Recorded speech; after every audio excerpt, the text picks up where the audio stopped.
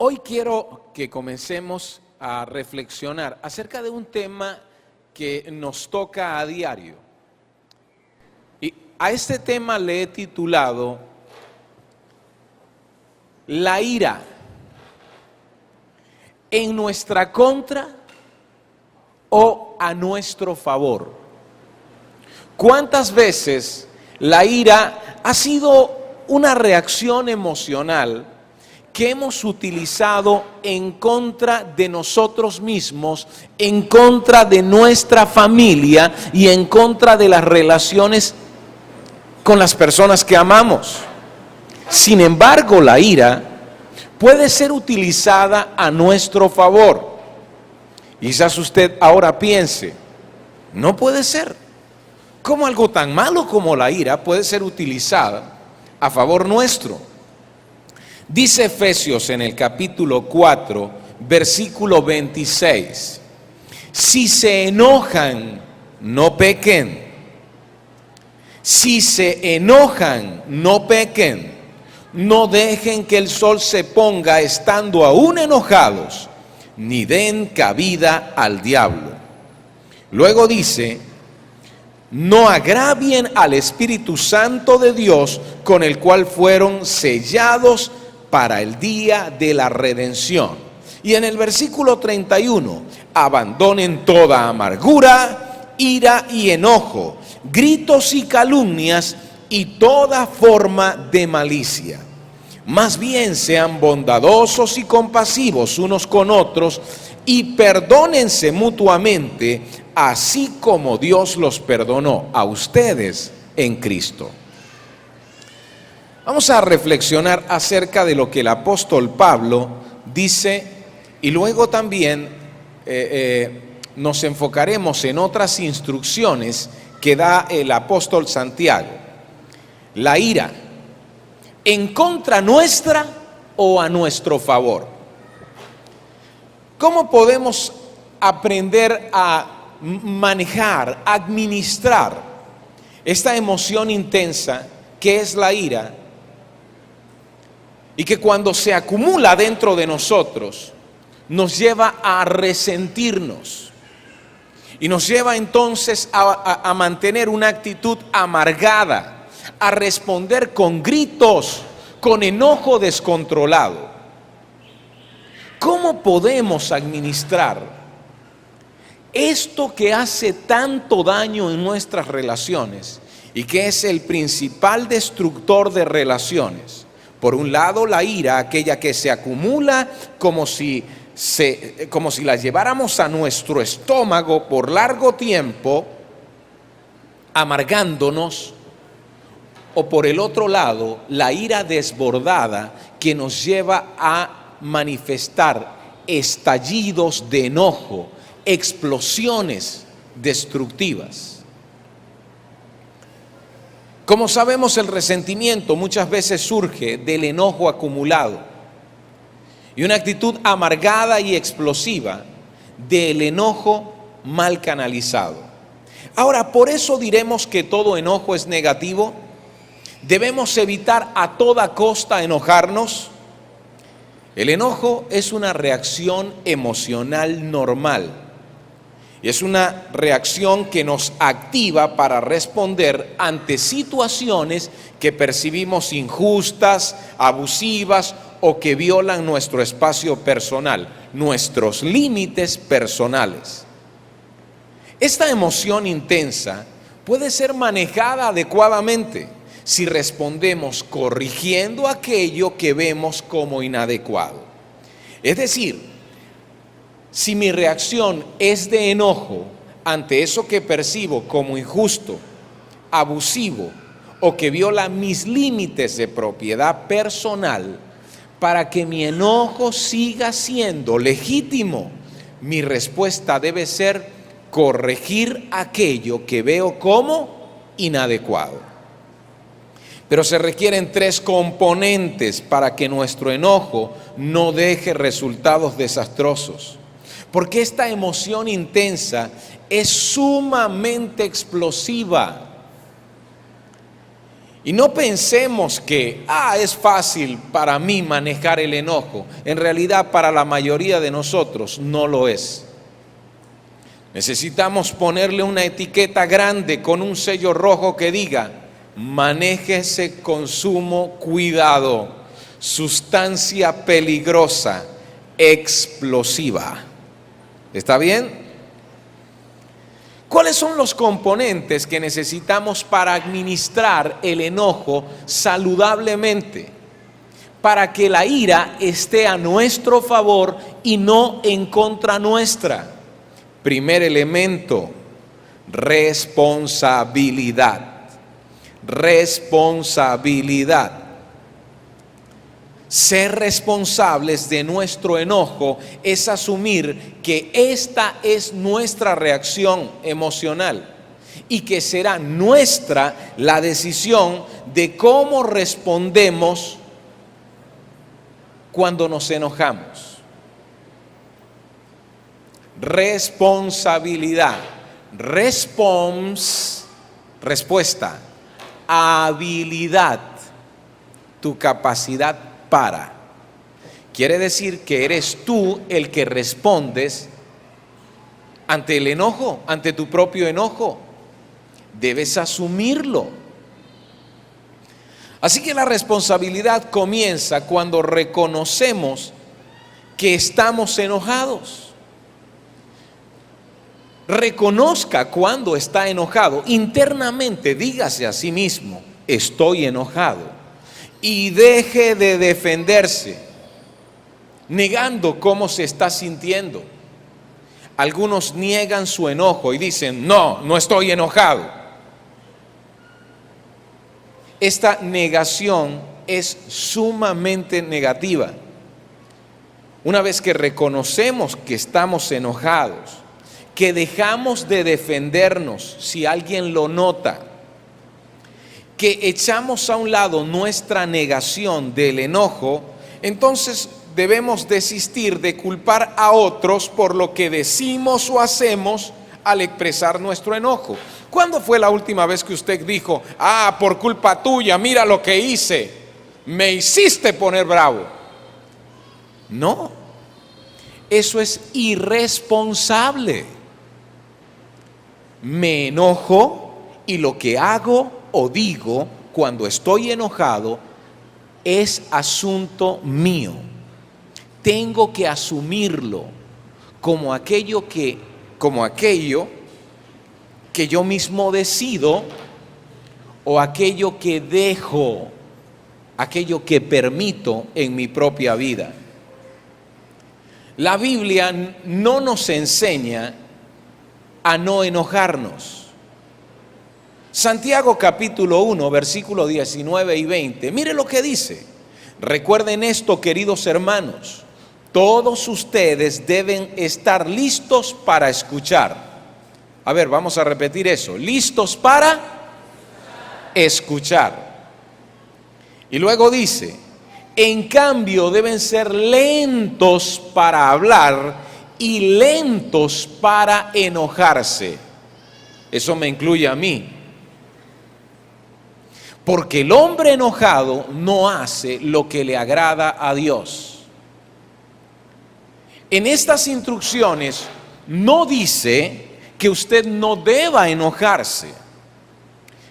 Lo que dice es: detente, observa la situación, presta atención, escucha. Y por otro lado, sé lento para hablar. Pensar antes de hablar es una de las cuestiones más difíciles. Es una de las cosas que requiere mayor madurez. Luego entonces dice: lento para enojarte. Que no te enciendas como un fósforo ante un roce, ante una situación de incomodidad, ante la fricción normal de la vida. Lento para enojarte. Y el comentario que se hace aquí es: porque el hombre enojado no hace lo que le agrada a Dios. Si usted es una persona que vive llena de enojo, si usted cuando se enoja comienza a traer pensamientos a su mente, a repetirse cosas que agregan más leña al fuego, con esto usted no agradará a Dios.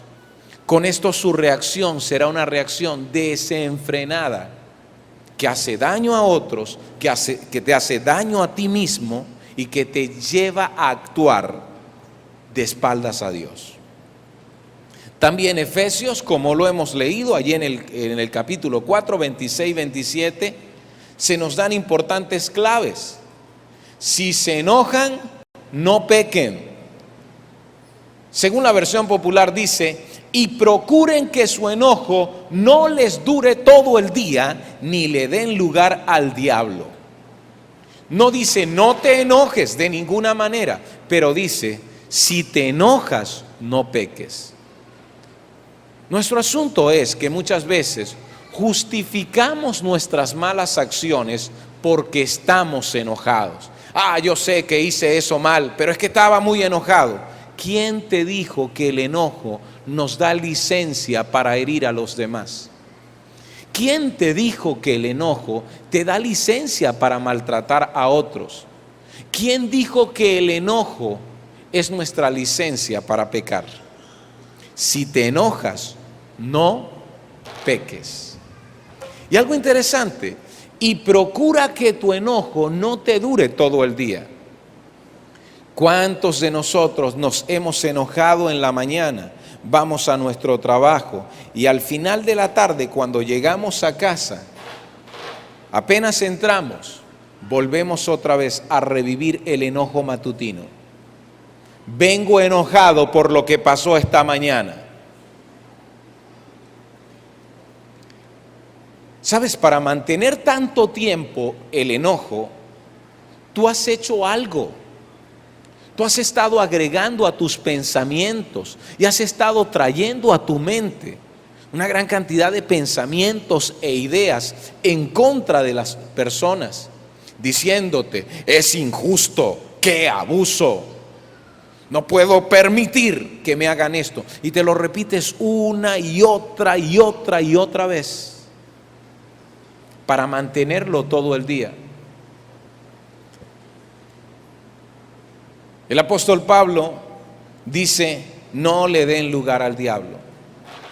Una mente que se abre a esta gran cantidad de ideas se convierte en un terreno fértil para aquello que el diablo, para engaños que el diablo quiere traer. Es así como muchos hogares se llenan de violencia y muchos matrimonios entran en círculos de conflicto. Cualquier cosa los hace estallar, los hace discutir amargamente. Por cualquier tontería reaccionan inadecuadamente. Así que, si queremos asumir responsabilidad, asumamos, reconozcamos cuando estamos enojados. Algunos no reconocen cuando están enojados porque piensan, es que el enojo es algo malo. Y piensan que si admiten que están enojados, están siendo débiles. No es así. Recuerde, el enojo en sí mismo no es pecado. Hasta Jesús se enojó. Y nosotros notamos en dos situaciones. Una la describe el Evangelio según San Juan y otra la describe el Evangelio según San Mateo. Una al inicio del ministerio de Jesús en el Evangelio según San Juan, otra al final del Evangelio de Jesús. De hecho, la última semana en que Jesús vivió antes de ser crucificado. En ambas situaciones, la Biblia dice que él, al ver lo que habían hecho del templo, un lugar para mercaderes y mercachifles, un lugar donde se estaban aprovechando de la fe de las personas, dice la Biblia que hizo un azote de cuerdas sacó las ovejas que allí estaban, volteó las mesas de los cambistas. Jesús se enojó legítimamente. ¿Qué fue lo que pasó? El templo que construyó Herodes el Grande para ese tiempo era un templo que tenía varios patios. Y estos patios se llenaron de gente que vendía corderos para el sacrificio de la Pascua. Y usted dirá, pero está muy bien, porque de esa manera daban un servicio a la comunidad. No. Mire lo que había detrás de todo esto. Para la época de la Pascua iban a Jerusalén cerca de 2.500.000 personas a celebrar la Pascua. Y aproximadamente por cada 10 personas se sacrificaba un cordero. Muchas veces un hombre venía de lugares lejanos, había criado un corderito que ofrecía al Señor. Caminaba por todo un día con este cordero y cuando llegaba a Jerusalén lo traía al templo. Allí un levita o un sacerdote lo revisaba porque los corderos para el sacrificio debían ser corderos sin defecto, es decir, sin deformación o enfermedad. De pronto el levita o el sacerdote decía, no te sirve. ¿Pero por qué le decía que no le servía? Porque sabía que este hombre lo había traído de su casa y le decía, tienes que comprar uno en el mercado del templo. ¿Acaso no se estaban aprovechando de la fe de la gente? ¿Para quién iban las ganancias de 250,000 corderos que se sacrificaban en ese tiempo? Para Anás y Caifás, los sumos sacerdotes. Jesús vio esto y se dio cuenta que el patio que debía ser ocupado para enseñar a la gente la palabra de Dios y para dar un lugar para la gente que iba a adorar a Dios, incluyendo mujeres, porque había un patio especial para mujeres que también se convirtió en un mercado, no se estaba usando para su fin. Así que él dijo en una ocasión, porque el celo por la casa de mi padre me consume. Y en otra ocasión, después de haber hecho lo que hizo, dijo, porque la casa de mi padre no será llamada cueva de ladrones. ¿Cree usted que Jesús no estaba indignado? Claro que sí. ¿Estaba enojado frente a esa injusticia? Claro que sí.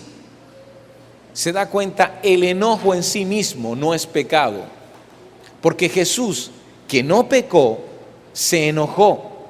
Pero Jesús, antes de maltratar a la gente, lo que hizo fue corregir la situación.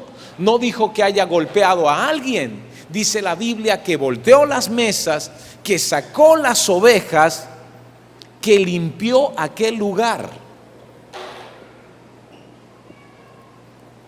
Reconozcamos cuando estamos enojados. El enojo en sí no es pecado. Son nuestras actitudes de celos y egoísmos y los modos como manejamos lo que sentimos lo que constituye pecado. La manera como respondemos a esa reacción emocional. Lo primero que necesitamos entonces para manejar adecuadamente el enojo, ¿qué es? Responsabilidad. Y comienza por reconocer cuando estamos enojados y dejar de culpar a los demás por lo que decimos o hacemos como reacción a nuestro enojo. Lo segundo que necesitamos para manejar adecuadamente nuestro enojo es la verdad. Y aquí es fundamental mantener nuestra mente enfocada en la realidad tangible. Cuando te enojes, necesitas enfocarte en la realidad tangible. Sean prontos para escuchar. Es decir, detente para observar la situación tal como es y no como parece ser. Pero también necesitamos enfocarnos en la realidad trascendente, es decir, los principios que nos permiten juzgar cada situación de la vida. Esto debe ser un esfuerzo consciente, ya que las emociones intensas bloquean nuestra capacidad para razonar y debido a ello tendemos a deformar los hechos o a llevar las situaciones al extremo. Las emociones intensas bloquean nuestra capacidad para razonar. Mire lo siguiente, en un hogar donde hay maltrato de parte de un hombre hacia una mujer o de parte de una mujer hacia sus hijos o un hombre hacia sus hijos, en la mente de quienes reciben el maltrato, la situación se da de esta manera. Hay un cúmulo de tensiones, luego un estallido de violencia muy elevado y luego entonces una búsqueda inmediata de reconciliación por parte de quien ha maltratado, como cayendo en una luna de miel. Por eso muchos hombres maltratadores, después de acumular tensión, maltratar a sus esposas, buscan tener intimidad con ella. Eso parece loco, ¿no? ¿Sabe por qué? Porque el hombre, ofuscado en su enojo, él no percibe la situación como una elevación del enojo, del maltrato. ¿Sabe cómo lo percibe él? Lo percibe como que se acumuló tensión, como que hubo una ligera respuesta de enojo y luego la continuación de la vida normal. Así lo percibe este hombre. Ese hombre acostumbrado a manifestar sus emociones reprimidas solo por medio de los estallidos de enojo, no percibe la gravedad de lo que hace. Y es más, a él le parece injusto que su esposa se distancie de él después de que la ha maltratado. A él le parece, pero ¿qué fue lo que yo hice tan grave si ya te pedí perdón? Como si eso fuese todo lo que se necesita.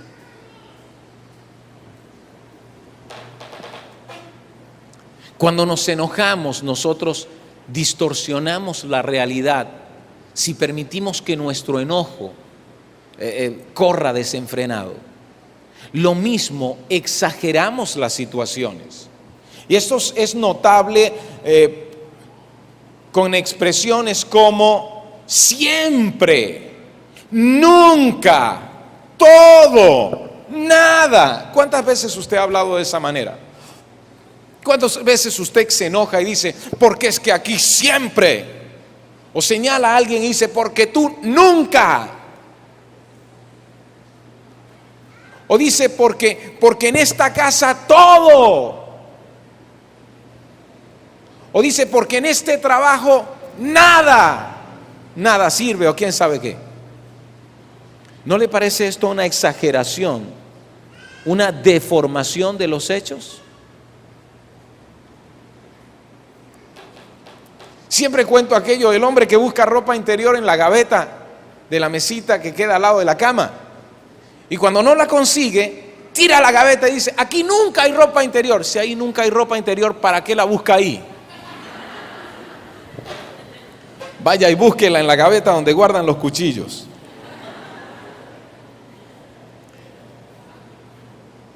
Verdad, mantenernos enfocados en la realidad tangible, los hechos tal como son y no como parecen ser, mantenernos enfocados en la realidad trascendente, las verdades de la vida que nos llevan a valorar las cosas, dándole su peso justo. Porque a veces algo que cuesta 100 bolívares, le ponemos el peso de 1.000.000 y reaccionamos como si costara 1.000.000. Nos ayuda entonces a analizar el porqué de nuestro enojo, preguntarnos cuál de nuestros derechos dados por Dios han sido violados en el momento en que nos sentimos irritados. Creer que podemos hacer o tener lo que se nos antoje es causa frecuente de nuestros enojos. Y eso de creer que podemos tener o hacer lo que se nos antoje es la base de nuestro egoísmo. Frecuentemente cuando comenzamos a enojarnos, ejercemos falsos derechos. Y en este caso nuestro enojo no es legítimo, es un enojo ilegítimo. Por lo que entonces debemos renunciar a él corrigiendo lo que estamos pensando. Preste atención a lo que viene a su mente cuando se enoja, a lo que se dice a sí mismo, a lo que se imagina. Y corríjase diciéndose la verdad. ¿Cuáles son las causas más frecuentes del enojo ilegítimo? A ver, primera causa más frecuente del enojo ilegítimo, ya la mencioné, nuestro egoísmo. Si el egoísmo nos controla, nuestras demandas serán grandes respecto a atención de la gente, respecto a los privilegios que creemos que debemos recibir o respecto a las oportunidades que esperamos. ¿Cuándo fue la última vez que nuestro enojo tuvo como causa el egoísmo? ¿Cuándo fue la última vez que te enojaste porque estabas esperando más atención de la que se te dio? Porque estabas esperando mayores privilegios de los que recibiste. Porque estabas demandando más oportunidades y esperando más puertas abiertas que no encontraste. ¿Sabes cómo se llama eso? Egoísmo. Ese sentido de merecimiento egoísta. La segunda causa más frecuente de nuestros enojos es el perfeccionismo. Y este hace mucho daño. Perfeccionismo que estamos demandando hacia nosotros mismos o perfeccionismo que estamos demandando hacia los demás. Yo le pregunto, ¿conoce usted a una persona que haga todo bien todo el tiempo? ¿Lo conoce usted? Yo no he conocido a ninguna persona sobre la faz de la tierra que haga todo bien todo el tiempo. ¿Por qué entonces espero eso de mí mismo? No puedo equivocarme, no tengo que fallar. ¡Qué tonto he sido! No hago las cosas bien. Y me siento frustrado la mayor parte del tiempo. ¿Por qué demando eso mismo de los demás? De mi cónyuge, de mis hijos, cuando los enseño, cuando están en proceso de aprendizaje, de mis amigos, de otras figuras de autoridad o compañeros de trabajo. ¿Por qué esperamos que todos vayan más allá de lo que es normal? Porque lo normal, ¿qué es? Fallar. Aún el aprendizaje se da cometiendo errores. El niño que aprende matemáticas va a cometer errores y de esa manera está aprendiendo a cómo hacerlo correctamente. Recuerda, errar es de humanos. Aprender de los errores es de sabios. La tercera causa más frecuente por la cual nos enojamos ilegítimamente es por tomar todo personalmente. Es esto que yo llamo tomárnosla a pecho. Eso es creer que todo lo que pasa a nuestro alrededor es un acto intencional en nuestra contra. Pasa porque no nos quieren o porque otras personas desean hacernos mal. Y eso frecuentemente se ve en quienes conducen su carro en la ruta del enojo. Y yo estoy seguro que aquí hay muchos conductores, no muchos, varios, sobre todo hombres, que cuando se colocan detrás del volante y encienden el motor del vehículo, es como si comenzaran a transitar por la ruta del enojo. Cualquier situación a su alrededor los hace estallar. Viven gritando, maldiciendo, vociferando, tocando la corneta, porque creen que todo el que maneja a su alrededor está manejando en contra de ellos o tiene la intención de hacerles daño. Si alguien lo pasa por un lado y se le coloca enfrente, ¡ese loco!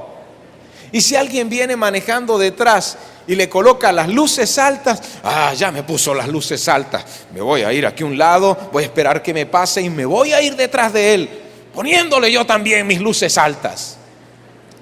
Pobre hombre, las luces bajas se le dañaron, ni te conoce. ¿Se da cuenta? Pero ¿por qué esta persona maneja de esa forma? Porque lo está tomando todo personalmente. Lo mismo ocurre con personas inmaduras en el campo de trabajo o en el asunto de los negocios.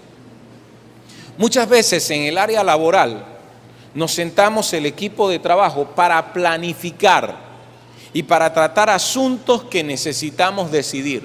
Y puede que yo tenga una opinión y tú tengas otra diferente. Y la discusión se torna enérgica, cada uno haciendo ver sus puntos de vista. ¿De qué estamos hablando? ¿Del trabajo? ¿Qué queremos llegar? Queremos llegar a una decisión. Pero si la decisión que se toma no fue según lo que yo opinaba, salgo del sitio de la reunión y veo a la persona que tuvo una opinión diferente a la mía.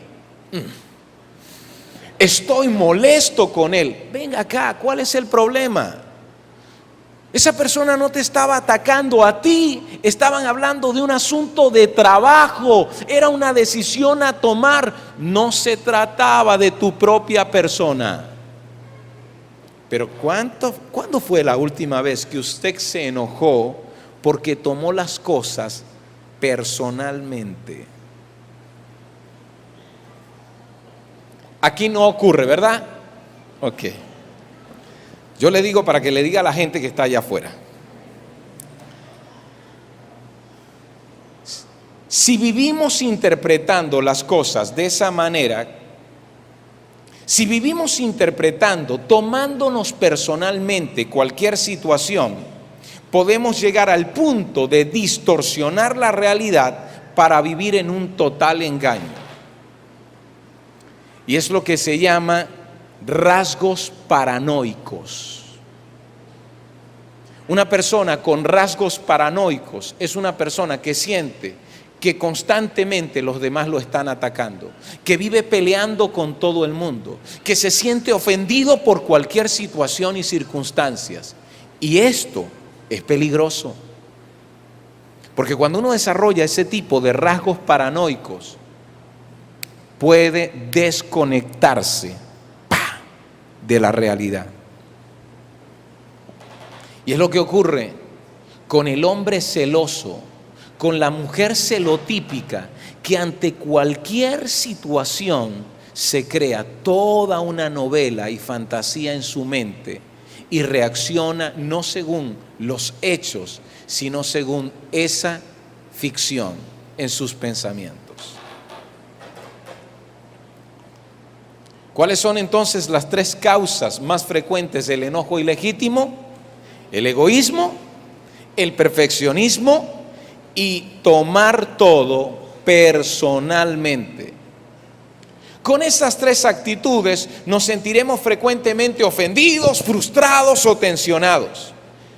La regla de oro que Jesús nos enseñó nos muestra con claridad que debemos tratar a otros como deseamos que nos traten a nosotros. Esto es, dando a otros la dignidad que hemos recibido al ser creados a la imagen de Dios. Dale a tu cónyuge la dignidad que hemos recibido, a tus hijos, a tus amigos, a tus hermanos en la fe, a tus compañeros de trabajo, la dignidad que hemos recibido.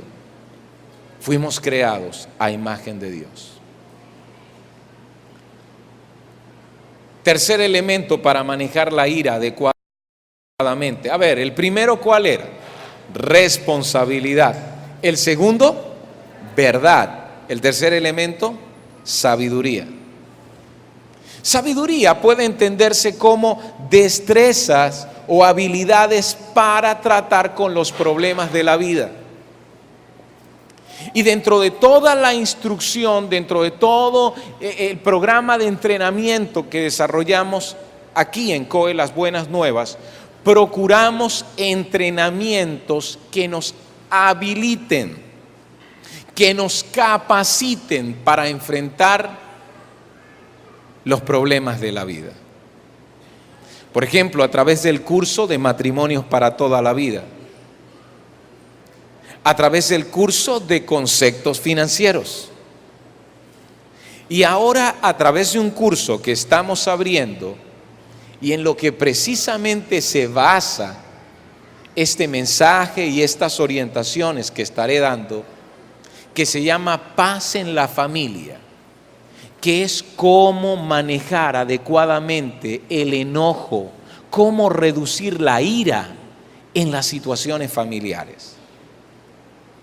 Cuando ves el curso Matrimonios para toda la vida, recibes herramientas para tu vida matrimonial. Cuando ves el curso Conceptos Financieros, aprendes cómo manejar el dinero, cómo controlar tus gastos, cómo salir de deudas. Todas estas son habilidades para la vida. Y quien recibe estas habilidades y comienza entonces a conducirse según ellas, es una persona sabia.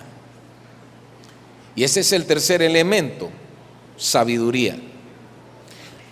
Es lo que hace un carpintero cuando le llevamos una silla rota, sabiendo dónde poner los clavos, la cola de pegar y las grapas para remendar la silla. Eso es sabiduría. Asimismo es la sabiduría en nuestras relaciones, lo que nos permite arreglarnos con los demás, saber cómo vincularnos, cuándo confrontar a otra persona, saber también cuándo establecer límites o separarnos de quien nos está haciendo daño y cuándo reconocer lo que necesitamos cambiar en nuestras propias actitudes. Esto es sabiduría. Si tú vienes de un hogar, si creciste en un hogar donde el enojo se manejaba adecuadamente, fuiste bendecido. Recibiste un gran beneficio en el modelo que tus padres te dieron. Esto se da cuando hemos sido enseñados a expresar de forma honesta lo que sentimos, pensamos y necesitamos. ¿Fue tu hogar un hogar así? Papá y mamá te estimularon a expresar de forma honesta lo que sentías, pensabas y necesitabas. En la mayoría de los casos no. Lamentablemente, muchos en diversas ocasiones nos estimularon a reprimir nuestro enojo, acumulándolo dentro de nosotros mismos, lo que terminó convirtiéndose en resentimiento. Muchos venimos de hogares que están a uno u otro extremo, hogares donde el enojo se reprimió tornándose en resentimiento, u hogares donde el enojo se expresaba sin ningún control y mucha violencia. ¿Cuántos de nosotros estamos repitiendo en nuestro hogar los mismos patrones? Muchos tienden a reprimir su ira, especialmente si sus padres, si dentro de su comunidad o si la iglesia sobre todo les enseñó que la ira era mala. Otros nunca han aprendido a expresar su ira correctamente y, como ya antes he dicho, la usan como licencia para pecar.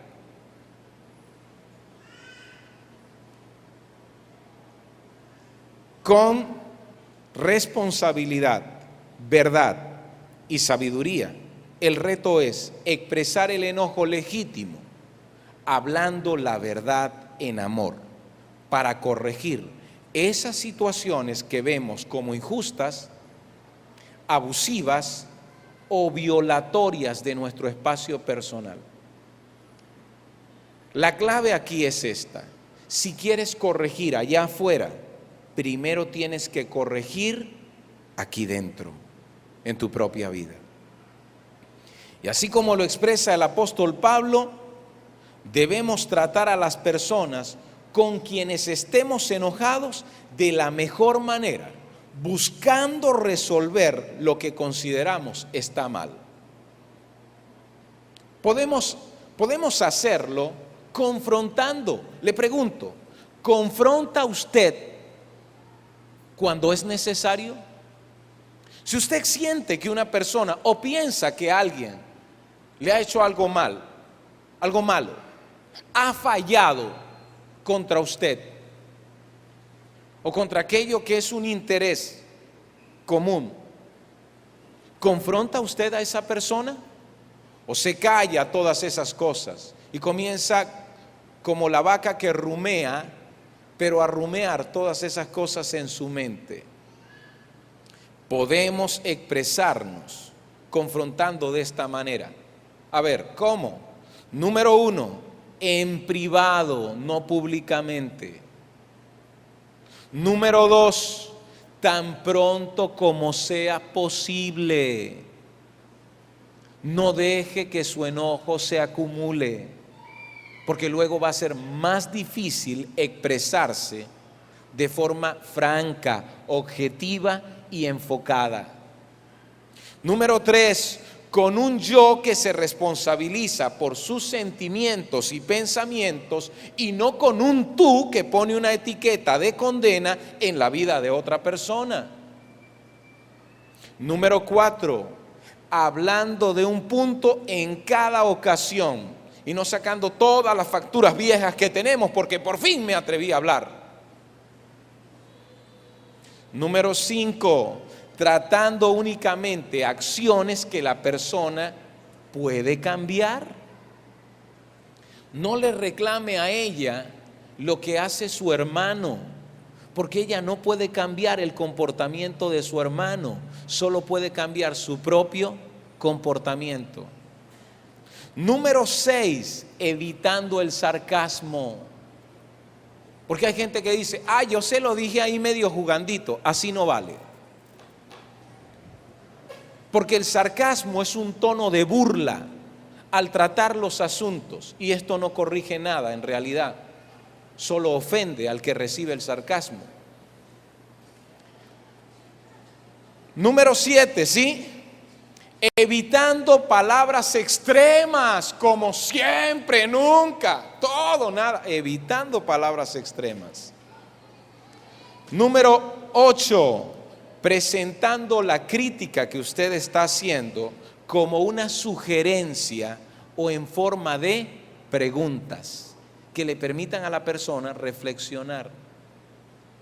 Número 9, no disculpándose por haber confrontado, porque si lo que se requería era confrontar para arreglar el asunto, usted no tiene que disculparse de eso. Ahora, si en la confrontación usted descubre que usted también falló, discúlpese por haber fallado, pero no por haber tratado el asunto. Y número 10, no olvidándose de reconocer los aspectos positivos de la persona antes y después de la confrontación. 10 claves para confrontar. Las repito. 1, en privado y no públicamente. 2, tan pronto como sea posible. 3, con un yo que se responsabiliza y no con un tú que pone una etiqueta. 4, hablando de un punto en cada ocasión. 5, tratando únicamente lo que la persona puede cambiar. 6, evitando el sarcasmo. 7, evitando palabras extremas. 8, presentando la crítica en forma de sugerencias o preguntas. 9, no disculpándose por haber tratado el punto y haberlo arreglado. Y 10, no olvidando reconocer los aspectos positivos de la persona y expresarlos también. Todas esas cosas, todos estos aspectos, estas normas para confrontar, cuando usted las pone en práctica, ¿sabe qué está haciendo? Ejercitando sabiduría. Ejercitando sabiduría. ¿Y cuánto de esto no se necesita en nuestros ambientes de trabajo? Pero sobre todo en nuestra familia.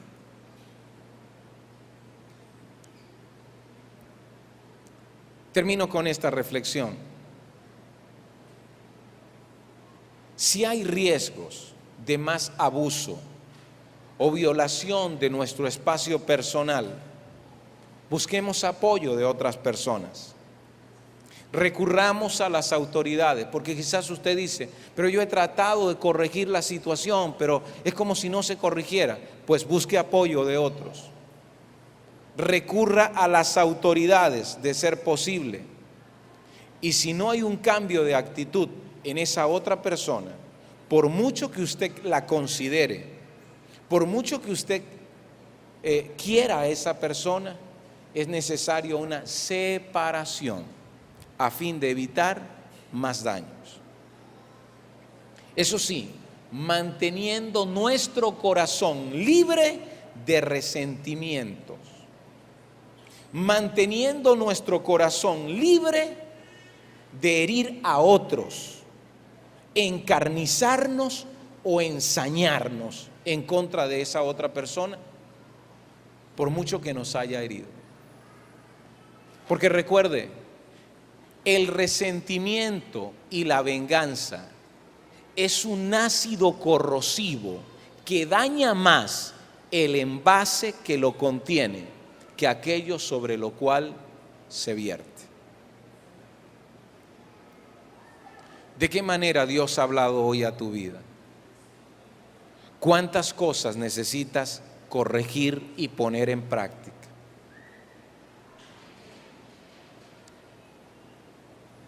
Dios será tu ayuda si decides caminar para agradarle a Él. Pregunto, ¿la ira en tu vida familiar ha estado en tu contra o es algo que has utilizado a tu favor y a favor de aquellos a quienes amas?